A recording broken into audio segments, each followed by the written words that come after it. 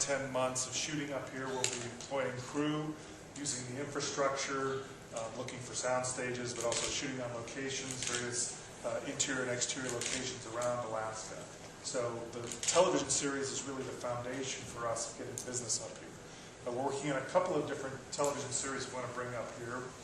This is the first one of those that we're talking about, where in looking for a show that would really showcase Alaska, both the place, the geography, the ecology, just the majesty of the place, and the scope that's never been shown down to the people in the rest of the world. But then also show the people, the nuances of the different types of people that are here.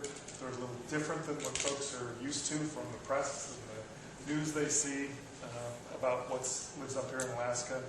But also show some of the kinds of issues, both the issues of living in this environment. It's very different. It really is a frontier for most of Alaska. And the issues both of public policy and from a business point of view and as individuals are different here than the rest of the country. So showing some of those issues in the context of great stories really led us to Dana's books, where she explores all those issues with very charismatic characters. It's hard not to fall in love with Kate Shugak after a few pages, and Mutt and the rest of the crew up there in that whole series, the world that Dana has created. Our job is to recreate that world in a way that we can get it out to the rest of the world, make it very visual, and that's the fun part for us. That's what we like to do. And these are stories that both tell about Alaska, but also tell some things about people in general, and have the texture and depth that I think will attract an audience over the long run. So we're very excited. This is the first step in a process for getting this going. But I think we're on a great trajectory. The feedback from our very early marketing and sales efforts, primarily in Europe and in LA, have been very positive. The networks and agencies we've talked to are very excited about this, and we think this will be a very successful series. So with that, I'll turn it over to who's next, Dana. Well, thanks, Mike. I just want to say that I'm delighted that it was snowing as hard as it is, and you guys had to all schlep up here through the slush. Kate Shugak would be thrilled.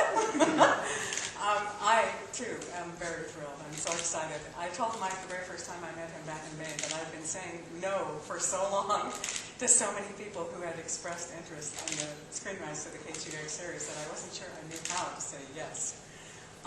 But he's the guy.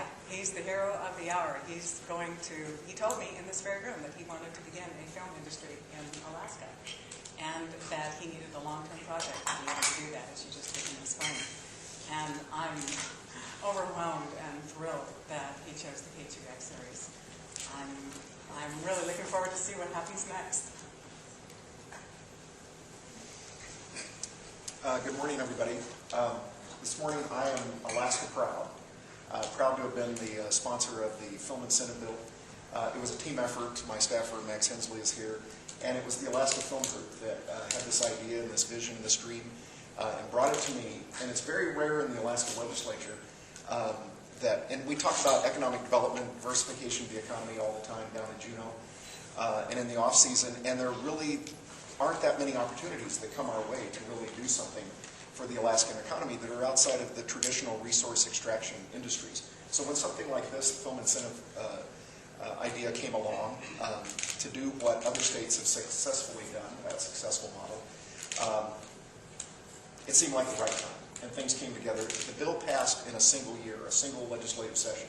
There were some naysayers, but most people got on board and could see that if this would pan out, and we wouldn't spend any money unless the whole situation panned out.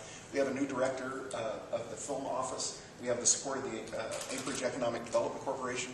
The Alaska Film Group was a very tight organization that helped me every step of the way, myself and my staff, to get this bill passed. I was just in Fairbanks a few days ago with Representative Ramrus, who owns a hotel up there, and he was so excited that there were 60 rooms, hotel rooms at his facility, Pikes Landing, that would not normally be filled at this time of year, that were filmed with a Honda commercial with a $2 million budget. They were looking for snow in Fairbanks in October and hadn't found it yet.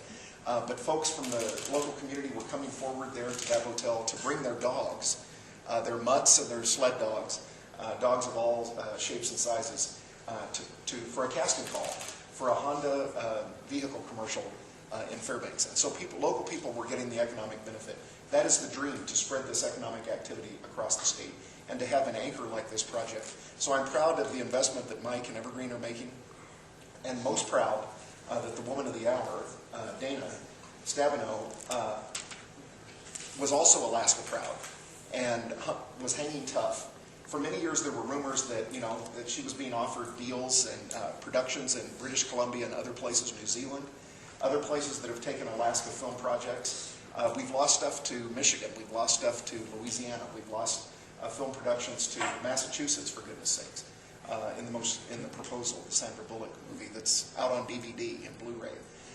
So hopefully in the future we won't have to tell those sad stories. Kate Shugak can be the anchor tenant, so to speak, of the new Alaska film industry and all the economic activity and jobs that we hope that this will bring. So I'm proud of Evergreen, proud of Dana most of all, of hanging tough and waiting for this production to happen in Alaska, where the home where it belongs. So thank you all for being here today.